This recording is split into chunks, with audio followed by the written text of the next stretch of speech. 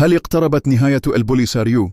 منذ سنوات والجبهة تبحث عن داعم خارجي يمدها بالأكسجين للسياسي، والمفاجأة أن آخر أوراقها اليوم هي الارتماء في أحضان إيران ومحور ما يسمى بالمقاومة. فهل هو تحالف قوة أم إعلان نهاية؟ التفاصيل. مجلة تاون هول الأمريكية المعروفة بصلابتها في التحليلات السياسية واعتمادها كمرجع داخل مراكز القرار في واشنطن، نشرت تقريرا يؤكد أن جبهة البوليساريو دخلت في علاقة مباشرة مع إيران.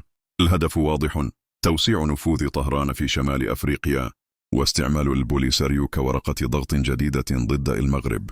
تخيلوا جبهة علمانية اشتراكية ترتمي في أحضان نظام ديني شيعي بعيد آلاف الكيلومترات. أي مشروع هذا؟ وأية قضية هذه؟